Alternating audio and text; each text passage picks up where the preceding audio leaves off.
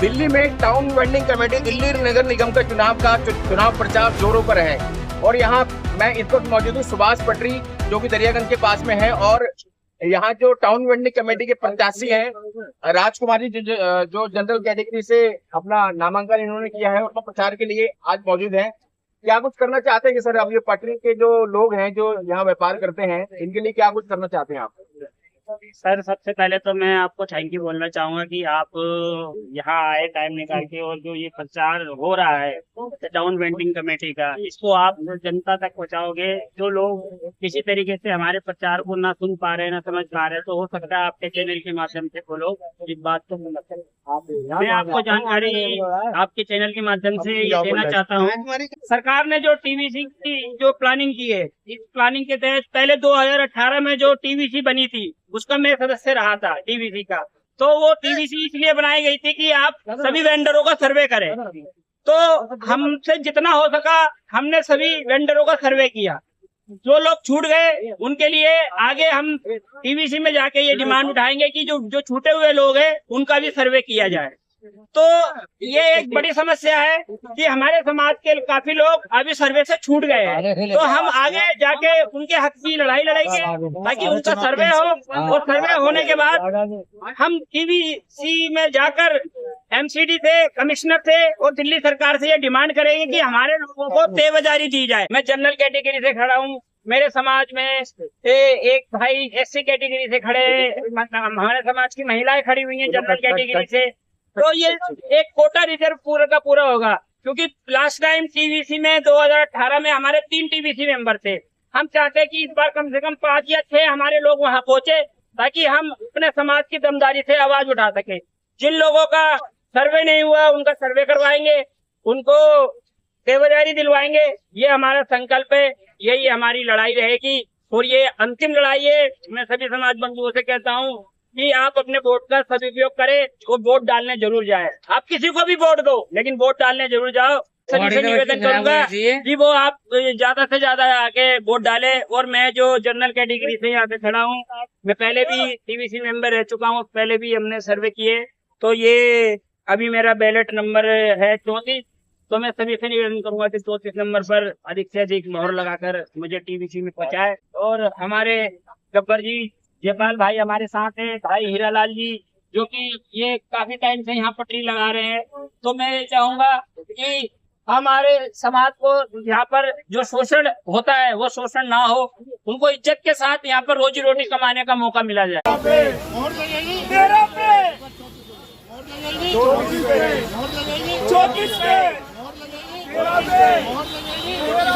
यहाँ का जोन है सिटी एसपी जोन में जो चुनाव हो रहे हैं, आप उसके प्रत्याशी हैं।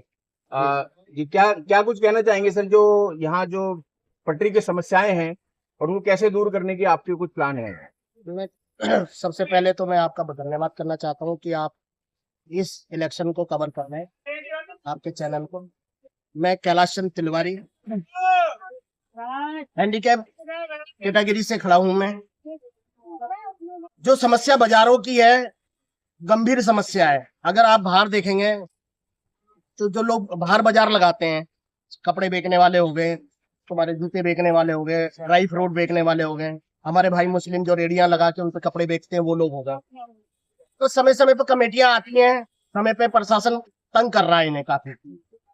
तो उस विषय के अंदर ये जो चुनाव कराए जा रहे हैं नगर निगम की तरफ से, अगर हम लोग जीत के आते हैं तो विशेष एक ही काम होगा कि इन्हें स्थायी जगह दी जाए, या तो इन्हें लाइसेंस की व्यवस्था, या तय बाजारी की व्यवस्था, या पक्की दुकान की व्यवस्था इन लोगों की होनी चाहिए। ये लोग आज से नहीं लगा रहे हैं।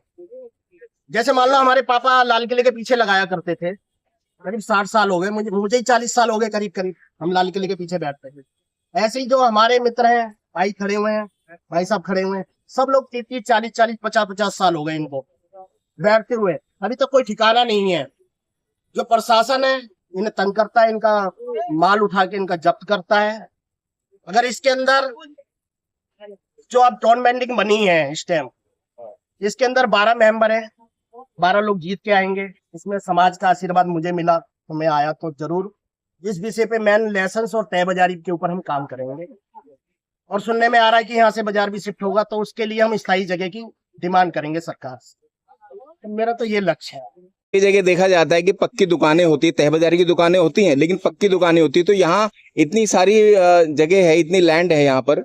अगर जैसे देखा जाए तो दिल्ली नगर निगम पार्किंग के लोगों को भी अपनी जगह मुहैया कराती है, ठीक है। उनके पास कुछ एक्स्ट्रा जगह होती है, वो पार्किंग के लोगों को ठेका देके अपनी जगह वो देते हैं। तो क्या जो बाजार को लगाने वाले जो लोग हैं, क्या उनके लिए सरकार को नहीं चाहिए कि उनके लिए भी कोई ऐसे कोई स्थान नियुक्त कर दें, ताकि वो इज्जत के साथ एक जगह बैठ सके, वो पुलिस या फिर नगर निगम के लोग परेशान न करें?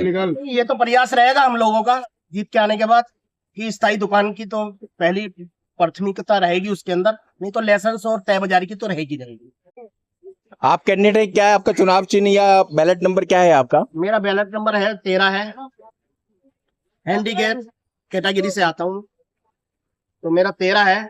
तो सभी आपके माध्यम से मैं अपने वेंडर्स को क्या कहना चाहते हैं? वेंडर को मैं आपके माध्यम से कहना चाहता हूँ कि आप 13 नंबर पे मोहर लगाकर मुझे विजय बनाएं।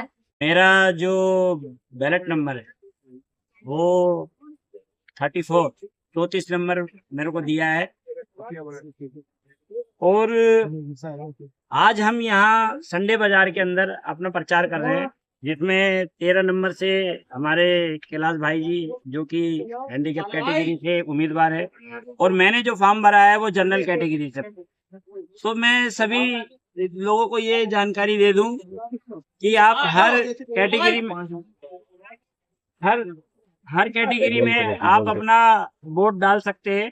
तो क्योंकि नगर निगम का ये सिस्टम है कि हर जोन में 12 वोट डलेंगे, एक कैंडिडेट 12 उम्मीदवार को चुन सकता है। तो दो जो एक महिला एससी की रिजर्व सीट से वो जीत चुकी है निर्विरोध, और एक ओबीसी की महिला जो कि यहाँ पर जाम मस्जिद के हैदर भाई है, उनकी वाइफ ओबीसी महिला से वो जीत गई है। तो ये 2 सीटें वो क्लियर हो गई है। उसके बाद अब 10 सीटें बची है। तो अगर 10 सीटों पर अगर हमारे वेंडर भाई अगर सही कैंडिडेट को चुनेंगे तो उनकी समस्या का समाधान होगा। आपकी जो बताया कि समस्या को समाधान होगा, यहाँ की समस्याएं क्या है और क्या समाधान करना चाहते हैं आप? समस्या यहाँ पर ये है क्योंकि जो पहले टीवीसी बनी थी, मैं उस टीवीसी का मेंबर रहा हूँ।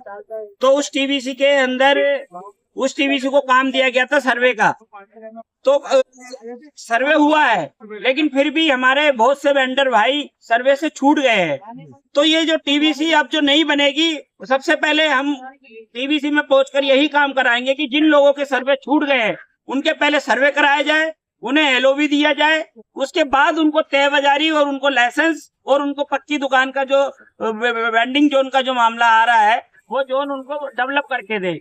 हम ऐसी मार्केट बनाना चाहते हैं जहां पर शौचालय भी हो, जहां पर पार्किंग की भी सुविधा हो, जहां पर अगर कस्टमर आ रहा है तो वो अपनी गाड़ी आराम से खड़ी करे, खरीदारी करके और अपने जाए।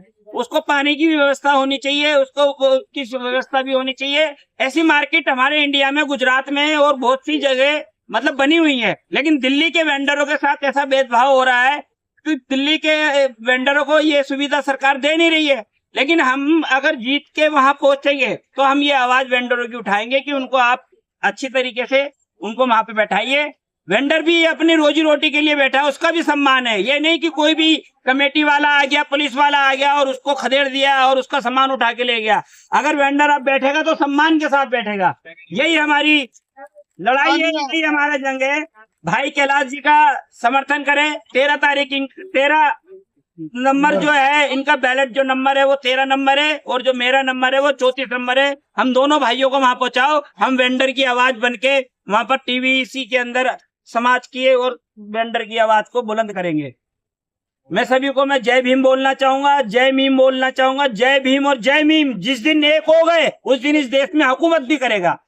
इसलिए हमें एक होने की जरूरत है। आज पटरी पर जय भीम वाले जो दलित लोग हैं वो पटरी पर बैठे हुए हैं, और जय मीम वाले जो हमारे मुस्लिम भाई है वो पटरी पर बैठे। इन दोनों को एक होने की जरूरत है। जब ये लोग वहां पर अपनी बात उठाएंगे तो सरकार को झुकना पड़ेगा, जैसे अभी हमारे बच्चों ने झुकाया जंतर मंतर पे। तो यही मैं अपनी बात रखना चाहूंगा। सभी को जय भीम, जय भारत। जय। जैसे अभी कैलाश चंद भाई ने और राजकुमार भाई ने बताया कि जो वेंडर छूट गए हैं, जैसे मैं ही हूँ, मैं गांव चला गया था तो मेरा सर्वे हो नहीं पाया, तो उनकी बात मुझे बहुत अच्छी लगी। बाकी बात इन्होंने की, जैसे जगह, स्ट्रीट लाइट, पार्किंग व्यवस्था और ये पेड़ पौधे, मतलब ये चीज अगर ये करेंगे तो जिससे जो हम वेंडर्स है उनको सपोर्ट मिलेगा। और हमें जैसे हम पब्लिक आएगी, कस्टमर आएंगे तो उनको ऐसा लगेगा कि अच्छी जगह मतलब अपने परिवार को भी ला सकेंगे। अभी यहाँ पे ना पानी की व्यवस्था है, ना कोई अपने बाल बच्चे लाके यहाँ पे बैठ सकता है, ना खाने पीने की व्यवस्था है। तो कस्टमर यहाँ आके परेशान हो जाए तो क्या करता है, थोड़ा सा 5-10 मिनट घूमता है, 1 घंटा घूमता है, फिर उसके बाद वो निकल जाता है। जैसे अभी आगे जाएंगे जामा मस्जिद की तरफ, तो वहाँ पे क्या है, ना पेड़ पौधे है, ना कोई टेंट व्यवस्था है, कोई ऐसी समस्या का जैसे इन्होंने कोई समाधान ही नहीं किया हुआ सरकार। फैसिलिटी नहीं है तो पब्लिक क्या, बाजार जहाँ पे ये बाजार 7-8 बजे बंद होता है रात को, तो ये पब्लिक 2-3 बजे यहाँ से निकल जाती है, तो पब्लिक जो वेंडर्स है वो बैठे रहते हैं, उनका काम भी नहीं हो पाता। तो ये समस्या मुझे बहुत ज्यादा दिखती है। आप कुछ क्या कहना चाहेंगे सर? आप तो कहना ये चाहते हैं, जितने भी जो हमारे जैसे रेडी पटरी वाले बंदे हैं, गरीब बंदे हैं, उनके लिए थोड़ी सुविधा हो जाए, पानी आ जाए, पेड़ लग जाए। और ये जो हमारे कैलाश भाई हैं, ये हमारे यहाँ से उठे हुए हैं, इनके लिए हम चाहते हैं कि ये इनकी जीत हासिल हो, और इनके लिए हम पूरी श्रद्धा से इनके साथ हैं, समर्थन। और हमारा कहने का यही मतलब है कि सरकार कहती बहुत कुछ है, करती कुछ नहीं। पुलिस कितना परेशान करती है आपको? यहाँ पुलिस या कमेटी जो दिल्ली नगर निगम की जो टीम है, इन्फोर्समेंट के लोग वो भी आते हैं क्या? भैया लगाते हैं, एमसीडी भी आती है, पुलिस भी आती है, सारे परेशान करते हैं। रेडी पटरी वाले को हर जगह परेशानी है, कोई सामान है खाने दे नहीं सकता। सरकार तो उनका प्लान रहता है नीति आयोग के अंदर कि ज्यादा से ज्यादा लोगों को रोजगार देना चाहती है सरकार। तो यहाँ तो जब जो लोग अपना रोजगार कर रहे हैं उनको सुविधा भी नहीं दे पा रही सरकार। इसके बारे में क्या कहना चाहेंगे?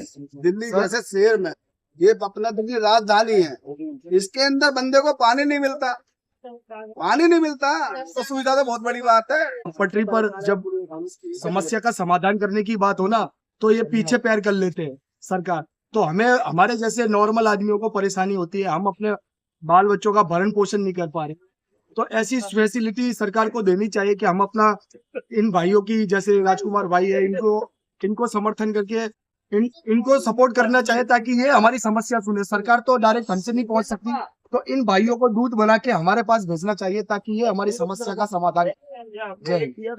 नमस्कार दोस्तों, तो मैं राजेश दिलारे अपनी समस्या ये रखना चाहता हूँ कि लंदन जैसे देश में सरकार उन्हें इतनी सुविधा देती है, लाइट देती है, पानी देती है, पार्किंग की सारी जगह देती है, मतलब पटरी के लोगों को, अच्छा, वेंडर्स को। जी। तो हमारा देश इस लायक भी नहीं है कि हमारे प्रशासन, हमारा देश, हमारे यहाँ के नेता लोग इतना भी नहीं कर सकते हमारे हिंदुस्तान के लोगों के लिए कि वो पानी की, लाइट की, पार्किंग की सुविधा दे सके। मतलब आप जो वेंडर्स जो यहाँ पर हैं, जो अपना काम करते हैं, व्यापार जो करते हैं, आपको यहाँ सुविधा नहीं मिलती है? सुविधा नहीं है, 2-3 घंटे हमें बैठना होता है, और जगह हम ले करके तो जाएंगे नहीं। हमारे को कुछ नहीं, हमें सुविधा चाहिए, ज्यादा परेशान न करे जाए, तंग न करे जाए। तो प्रशासन से और नेता लोगों से और हमारे देश के प्रधानमंत्री से मैं कहना चाहता हूँ, और जो कैंडिडेट जो खड़े हुए हैं 13 नंबर का ध्यान रखें, 34 नंबर का ध्यान रखें। अगर आप इन्हें विजय बनाएंगे तभी हमारी समस्याएं हल होंगी। हमारा भी कुछ हमें आशियाना दो ना सर, हम भी परेशान हैं। हम यहाँ कब तक दर की ठोकर का, हम मेरे दादा लाल किले के पीछे बाजार लगाते थे, उसके बाद मेरे पिताजी ने यहाँ पेट्रोल पंप के पास बाजार लगाई, तो उनकी अभी 65 साल उम्र हो गई है। अब मेरी उम्र ही 40 साल है, अब मुझे यहाँ पे 25 साल हो गए। मतलब आपकी 2-3 पीढ़ियां इसी व्यापार से जुड़ी हुई हैं? व्यापार से जुड़ी, और पटरी उद्योग से जुड़े हुए हैं आप लोग? अच्छा, लेकिन 2-3 पीढ़ियां आपकी बीत गई, लेकिन 2-3 पीढ़ियों के बाद भी अभी तक सरकार कोई सुविधा नहीं दे पाई है? नहीं सर, 2-3 पीढ़ियां निकल गई, लेकिन हमें तक कोई समस्या का समाधान हमारा नहीं निकला। अब सर आप देख ले, एक शहर है इंग्लैंड में, लंदन, अब वहां पे भी इतने स्ट्रीट हॉकर्स है, इतने वो घूमते हैं। सरकार ने उनके लिए इतने अच्छे प्लान बना दिए, उन्हें बैठने की व्यवस्था कर दी, उन्हें खाने पीने की, मतलब वो अपना जीवन यापन जिंदगी गुजार सकते हैं। तो उनके लिए उन्होंने इतना अच्छा मतलब योजनाएं बना के उन्हें सुविधा सिस्टम कर दिया, और वो आराम से अपना जीवन यापन कर रहे हैं, बिजनेस काम धंधा भी कर रहे हैं, और बाजारें भी लगा रहे हैं। जब उस देश में ऐसा हो सकता है, तो दिल्ली शहर में ऐसा क्यों नहीं हो सकता? तो मेरा ये छोटा सा बात, अगर आपके माध्यम से अगर ये आप सरकार तक पहुंचा दे, तो आपकी बहुत ही कृपा होगी। जिस तरीके से अभी यहाँ कुछ वेंडर भाइयों ने बात कही कि इंग्लैंड के लंदन शहर में वहाँ के वेंडरों के लिए वहाँ की गवर्नमेंट ने जो व्यवस्था कर रखी है, इतनी सुंदर व्यवस्था कर रखी है कि वहाँ कोई भी कस्टमर परेशान होके नहीं जाता। वहाँ फैमिली के साथ आते हैं और शाम तक बाजार लगता है और बढ़िया तरीके से शॉपिंग करके वो चले जाते हैं। तो मेरा ये कहने का मतलब है कि अगर हमारे यहाँ भी ऐसी कोई व्यवस्था हो जाए इंडिया के अंदर, तो हमारे जो वेंडर भाई है उनकी आर्थिक स्थिति थोड़ी मजबूत होगी, और जब देश के वेंडरों की आर्थिक स्थिति मजबूत होगी तो भारत की अर्थव्यवस्था भी मजबूत होगी। तो मैं भारत सरकार से, दिल्ली सरकार से ये अपील करूंगा कि हमारे देश की अर्थव्यवस्था को सुधारने के लिए थोड़ा वेंडरों के ऊपर ध्यान दें। उनको जो सुविधा मिलनी चाहिए वो सुविधा उनको मार्केट बना के दे। मैं आपको एक चीज और जानकारी आपको बता दूं भाई लोगों को, मैं गुजरात गया था। गुजरात के अंदर जो फ्लाईओवर बने हुए हैं, जैसे हमारे दिल्ली में फ्लाईओवर है, तो उन लोगों ने वहां पे मार्केट बना रखी है फ्लाईओवर के नीचे। उस जगह का सपोर्ट मतलब उन्होंने सदुपयोग किया है गुजरात के अंदर। तो ये गुजरात के जो हमारे मोदी जी यहाँ बैठे हुए हैं, जब आप गुजरात को इतना डेवलप कर सकते हैं तो दिल्ली वालों पर भी थोड़ी नजर कर लो। आप यहाँ पर इतने बड़े बड़े फ्लाईओवर है, उसके नीचे जो जगह बनी है, अगर वहां पर हमारे वेंडरों को बैठा दिया जाएगा तो एक तो वो धूप से बच जाएगा, ट्रैफिक से बच जाएगा, बहुत चीजों से बच जाएगा, बारिश से बच जाएगा। लेकिन ये ऐसी पोजीशन नहीं आई है। आज जो टाउन वेंडिंग के चुनाव होने जा रहे हैं, इस चुनाव में हमारा यही मुद्दा रहेगा कि हमें वेंडरों को सम्मान चाहिए, उसका अधिकार चाहिए। वो भी सम्मान के साथ रोजी रोटी कमाना चाहता है, लेकिन एमसीडी के द्वारा, पुलिस वालों के द्वारा क्रेन लाई जाती है, हमारे वेंडरों का सामान उठाया जाता है और कहते हैं कि ये नॉन वेंडिंग जोन है। अरे भाई, ये नॉन वेंडिंग जोन है तो आप जो वेंडिंग जोन बना के दे दो ना, नहीं आएगा यहाँ पर कोई नॉन वेंडिंग जोन पे। आप वेंडिंग जोन दो ना बना के। तो ये जो चुनाव है, ये आप यहाँ से पूरा आप जाके देख लीजिए, यहाँ से लेके लाल किले से लेके जामा मस्जिद तक सारा का सारा यहाँ पर ये लोग बैठे हैं। हम जूते वाले, कपड़े वाले, ड्राई फ्रूट वाले, सभी तरह के यहाँ पर वेंडर यहाँ पर आते हैं, अपनी रोजी रोटी कमाते हैं, क्योंकि ये ऐतिहासिक जगह है। पहले ये लाल किले के पीछे बाजार लगता था, जो कि मुगलों के कलीन का बाजार था, उसको उजाड़ दिया। उसके बाद ये अब ये जामा मस्जिद और लाल किले के बीच का जो एरिया है, ये ऐतिहासिक जगह है। यहाँ पर टूरिस्ट घूमने के लिए आता है। जब टूरिस्ट आता है तो वो कहता है चलो यार ये खरीद लूं, वो खरीद लूं। तो यहाँ से वेंडरों का रोजगार चलता है। लेकिन सरकार को इन वेंडरों की चिंता ही नहीं है। लाखों की संख्या में वेंडर है, लेकिन क्या कर रही है सरकार? तो हमने ये संकल्प लिया है कि हम हमारे वेंडर भाइयों की आवाज टीबीसी में जाके दमदारी से उठाएंगे और हमारे वेंडरों को पूरा सम्मान और अधिकार वहां से दिलवाएंगे। सभी लोगों को जय भीम, जय मीम।